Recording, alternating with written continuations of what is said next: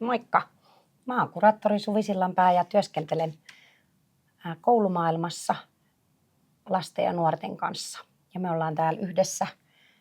Marina Harjunpään kanssa, eli minun, ja Varhalla myöskin koulukuraattorina. Tehdään töitä 1-9-luokkalaisten lasten ja nuorten ja heidän perheidensä kanssa. Joo, ja tänään me päästään puhumaan lapsen tunnetaitojen tukemisesta ja se on ainakin ihan oma lemppariteema. Todella tärkeä aihe ja jotenkin sellainen, mitä ehkä olevinaan toitotetaan joka tuutista, mutta sitten kuitenkin, jos miettii meitä ja meidän vanhempia ja muuta, niin sille aika uutta. Että ollaan aika uuden äärellä ja vanhemmat ja aikuiset kasvattajina muutenkin eri ympäristöissä joudutaan ja päästään näiden teemojen pohtimiseen ja toisaalta harjoittelee itse ja mikä tärkeänä osana sitä on se, että miten lähdetään niitä lapsia tukemaan. Tämä on hirveän tärkeää, että on jotenkin herättynyt siihen, että miten paljon me aikuiset voidaan olla lasten tukena niiden tunnetaitojen opettelussa. Että jos ajattelee ihan omaa lapsuutta, niin ei se ollut samalla tavalla esillä kuin nykyään. Että jotenkin ajatellaan, että ihan niin kuin opetuksessa otetaan huomioon. Se on sisäänkirjoitettu monen opetussuunnitelmaan, että sellainen tunne- ja turvataidot osana sitä koulun käyntiä niin kuin kaikessa mukana. Ja samalla tavalla se voi olla siellä perheissä nykyään niin kuin mukana ihan sitä kaikkea arkista toimintaa, se tunnetaitojen opettaminen. Joo. Ja sitten jotenkin vielä, kun tästä teemasta voisi tosiaan puhua vaikka kuinka paljon, mutta jos ajattelee itse, että kun me lähdetään tämän teeman äärelle, niin jo vauvaikäiset eroavat tosi paljon siitä, että millä tavalla he ilmaisee tarpeitaan ja tunteitaan ja miten he kokee asioita. Ja joskus voi olla sit vaikeatkin erottaa sitä, että mikä sitten on tämmöistä ikään liittyvää ja mikä on ehkä sen lapsen omaa temperamenttia. Ja temperamentilla tässä kohtaa en tarkoita, että onko temperamenttinen ja lautaset lentää, vaan tosiaan temperamentti, joka on jokaiselle synnynnäinen ja siitä sitten ympäristön vuorovaikutuksen kanssa muodostuu sen lapsen persoonallisuus. Ja se just, että ennen kuin mä ajattelen, että te vanhemmat olette niitä omien lastenne asiantuntijoita ja jotenkin me voidaan vaan tietenkin tutustua erilaisiin temperamentteihin ja luonteenpiirteisiin ja muihin ja ymmärtää sitä kautta, että se riippuu tosi paljon siitä temperamentista, millaista tukea se lapsi tarvitsee, jos me lähdetään miettimään vaikka ujoa lasta tai rohkeata lasta, että onko silleen, että kun se aloitti nyt vaikka koulutien nyt ekaluokkalainen, niin onko se silleen, että älä sitten katso siellä, kun meet tien yli ja älä sitten ihan suinpäin kavereitten kanssa juokse ja sitten taas toisinpäin, että onko toisella silleen, että no niin, voit muistaa, että voit kertoa opelle siellä koulussa, jos on jotain ja meet vaan nyt kaverisynttäreille tai jotain sellaista, että minkä tyyppistä se tuki on, mitä tarvitaan. Näissä jotenkin on kauhean tärkeää, että vanhempi itse on jotenkin silleen ajan tasalla niistä omistakin tunnereaktioista niin kuin tämmöisessä, että voisi ajatella, että se lapsen koulutaipaleen aloittaminen on sille vanhemmallekin jotenkin kauhean jännittävä paikka ja jotenkin, ettei tule siirrettyä siihen lapseen niitä omia tunnetilojaan. Että on tärkeää meille aikuisille muistaa, että me ollaan niin kuin peilejä niille lapsille siinä myös siinä tunnesäätelyssä ja niin kuin tunteiden hallinnassa ja tunnistamisessa ja nimeämisessä. Et jotenkin me pystytään niin kuin tosi paljon omalla toiminnalla lapselle niin kuin näyttämään ja mallintamaan niitä tunteita ja kertomaan, että okei, että nyt on se eka koulupäivä ja se on tosi normaalia, että sua jännittää, mutta sä selviät siitä ja sillä tavalla niin kuin tukemaan siinä tunteiden käsittelyssä sitä lasta. Ja jotenkin just toi, että ei olla itse tyhjiössä siinä, ettei me sitten tunnettaisi niitä tunteita ja niitäkin saa lapselle sanottaa, että jos mä sanon lapselle, että ei nyt äitikään jännitä yhtään ja oikeasti ihan jännittynyt tai en mä ole vihainen tästä, mutta sitten kehonkieli näyttää jotain muuta, niin lapsi niistä kaksoisviesteistä valitsee sitten sen, mitä se näkee niissä sanattomissa viesteissä, joten kun me ollaan kaikki ihmisiä ja saadaan, kaikki tunteet ei ole niin kuin hyviä tai huonoja tunteita. Joku tunne voi olla vähän raskaampi toiselle kuin toinen, mutta jotenkin sitä kautta, että joskus törmätään siihen, että kun ollaan lähdetty semmoiseen sallivaa kulttuuria tai pyritään luomaan sellaista, että kaikki tunteet on sallittuja, niin nopeasti joku tulee sitten sanoa, että no mutta ei saa huutaa ja ei ole oikein sitten tehdä, niin kuin loukkaantua ihan kaikesta tai jotain muuta. Et siinä me päästään taas siihen, että se on eri asia, että me opetetaan sekä aikuisille että lapsille, tai koitetaan oppia sitä, että on eri asia, miten tunteessa reagoi kuin mitä tuntee. Että kaikki tunteet on ok ja ne on myös tosi tärkeitä. Muun muassa, jos miettii aggression merkitystä, niin sekin on sellainen, mitä me tarvitaan, jotta me osataan pitää puoliamme ja rajata ja mennä eteenpäin monissa tilanteissa, mutta sitten se on eri asia, että lyönkö silloin kaveria tai miten niin kuin toimii sit siinä, kun se tunne on päällä hyvässä ja pahassa. Joo. Ja jotenkin sillä tavalla mä ajattelen, että varsinkin sitten tämmöiset, niin kuin, no erityisesti niin kuin negatiivisten tunteiden kohdalla, niin jotenkin semmoinen vanhemman herkilläolo siinä, että jos se niin kuin tunnetila jotenkin pitkittyy ja tuntuu, että se alkaa haitata sitä arkea ja sitä lapsen toimintakykyä, joku pelkotila tai tämmöinen, niin silloin ehkä on semmoinen hetki, että voi vähän niin kuin huolestua ja miettiä, että olisiko joku, keneltä mä voisin kysyä vaikka apua tämän tilanteen kanssa, että tuntuu, että nyt sillä lapsella on joku sellainen tunnekuorma, mikä on mulle itselle vieras, mistä tuntuu, että mä en itse niin kuin jotenkin pysty tätä lasta niin kuin kannattelemaan eteenpäin, niin silloin esimerkiksi voi sitten kääntyä vaikka kouluissa niin koulun oppilashuollon työntekijöiden puoleen ja pyytää sieltä vähän jeesiä siihen. Niinpä. Ja siinä myös opetetaan niitä tunnetaitoja samalla, että hei, se on ihan ok, että nyt me haetaan vähän jeesiä ja apua ja jutellaan näistä asioista ja ei tarvitse just tietää, että keneen on yhteydessä tai muuta, vaan just, että lähdetään kysyä, että kukakohan voisi olla semmoinen tyyppi, ketä voisi auttaa, niin kyllä siellä koulussa sitten sitä mietitään. Sellainen, mikä oleellisena osana, kun puhutaan tunnetaidoista ja näin, niin siihen liittyy myös semmoinen ne keholliset reaktiot ja stressi. Ja niistä mä ajattelin, että just se voi olla yksi tekijä esimerkiksi, että joskus lapsi vaikka hyvin kehollisesti vaikka jännittää tai sitten on vaikka hyvin tämmöisiä aggressiivisia tunteen purkauksia tai muuta, niin silloin ne stressitason laskeminen on hyvin tärkeää ja se mahdollistaa sen, että lapsi voi oppia ja innostua ja luoda uutta ja näin, niin sen takia jotenkin jos se tökkii, että ei saa sitä tunnetta purettua tai se tunne jää hirveän voimakkaasti just päälle, niin se lähtee vaikuttaa hyvin moneen osa-alueeseen elämässä ja sen ei kuitenkaan tarvitse olla niin, että se siellä jää koko ajan vaikuttaa, vaan siihen on saatavissa apua, niin kuin äsken Marina sanoit. Niin. Ja se on taas hirveän tärkeä sen lapsen itsetunnonkin kehittymisen kannalta, että tavallaan semmoiset niin kuin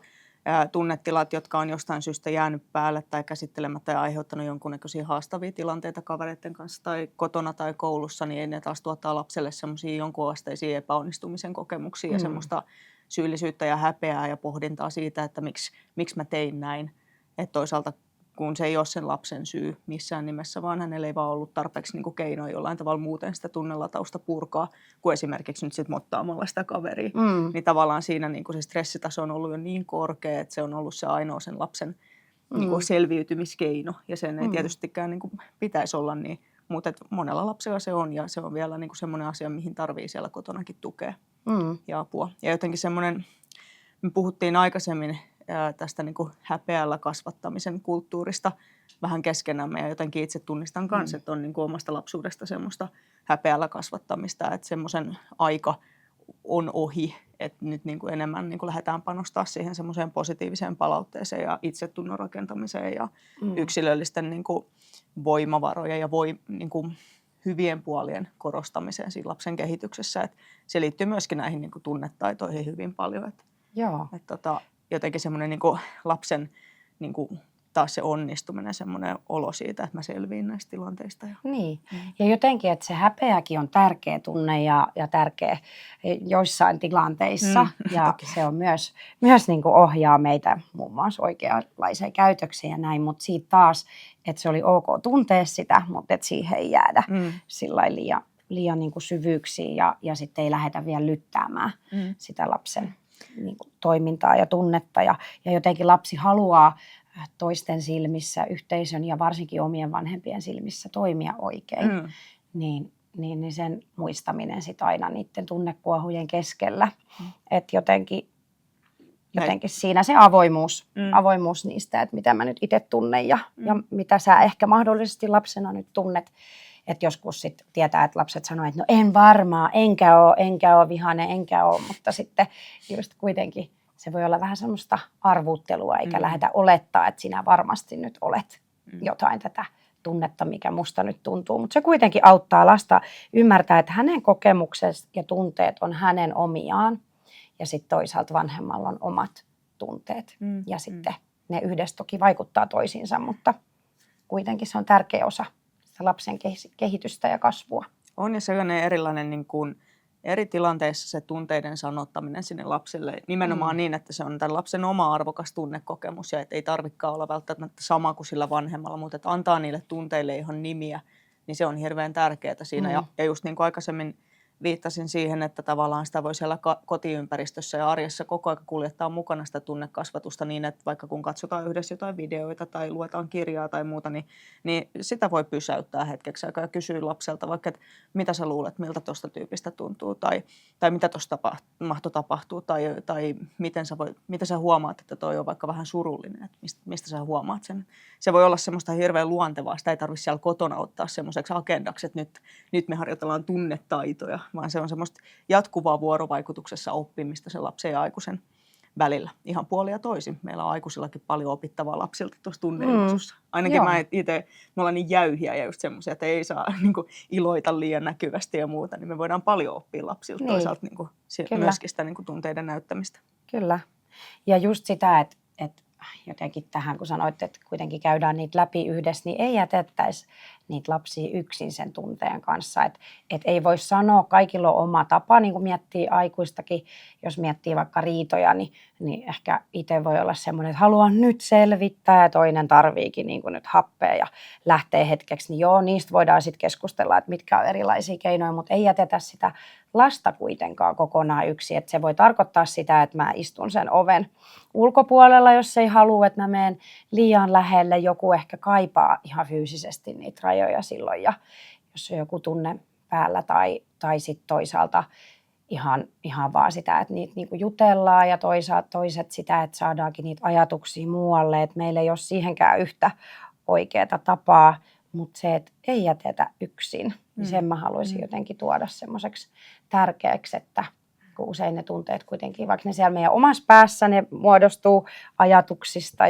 ja ympäröivistä reaktioista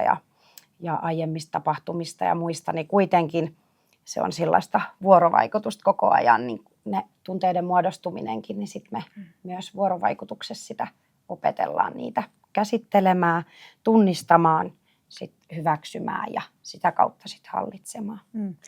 Ja samalla kun ei jätetä yksin, ei jäädä myöskään itse yksin Kyllä. sen kanssa, että joko siellä lapsiarjessa ja perheen arjessa, jos ne tuntuu tosiaan, että ne tilanteet on liian haastavia, niin kuin itsellekin selvittää, niin silloin pyydetään apua ja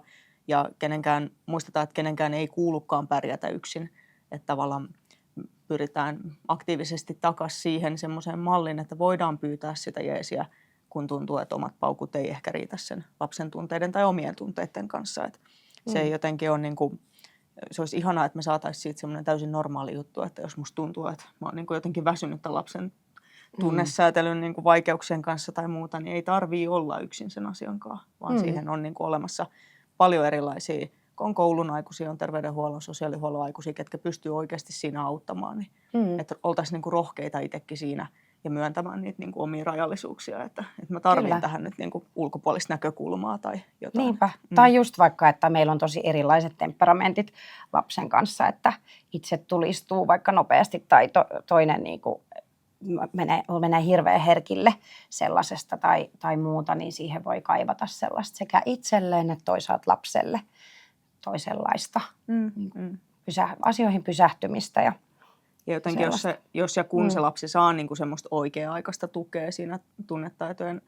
opettelussa ja siinä, niin palataan taas vähän siihen itsetuntoon, koska se on hirveän tärkeää, että sillä vältetään niin kuin semmoistakin tavallaan tilannetta, että siellä ykkösluokalla se lapsi lähtee hakemaan esimerkiksi siinä vertaisporukassa ja koulukavereiden kesken jotain roolia tai hakemaan hyväksyntää sillä, että lähtee mukaan ihan hölmöihin juttuihin.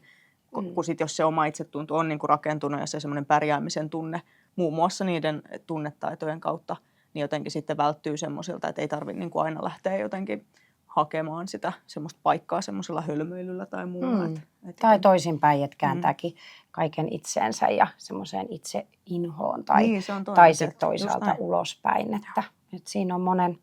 monenlaista, mutta jotenkin sillai haluaisin kuitenkin lopuksi sillai sanoa, että on kuitenkin iloinen asia ja hyvä asia ja tunteet kuuluu elämään ja se on semmoinen rikkaus, minkä me saadaan meidän lastemme kanssa just olla ja että vaikka sitten se tuottaakin joskus päänvaivaa, niin meillä on asiat aika hyvin, jos me pystytään tällä tasolla niin kuin näitä asioita puhumaan ja keskustelemaan ja pohtimaan ja toisaalta sitä omaa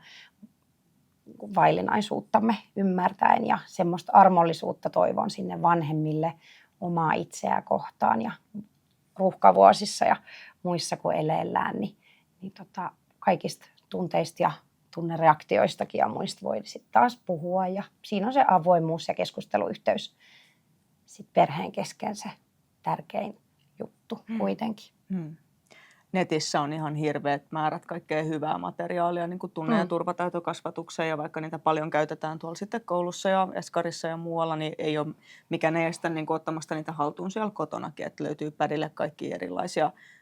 sovelluksia ja muita, ihan kun lähtee googlaamaan tunnetaitomateriaalia, niin ne voi olla ihan kivojakin tutkimusmatkoja niin kuin omiin tunteisiin ja sen lapsen tunteisiin, että siinä päästään ehkä yhdessäkin oppimaan. Joo. Niin kuin, ja sillä tavalla ehkä hitsaamaan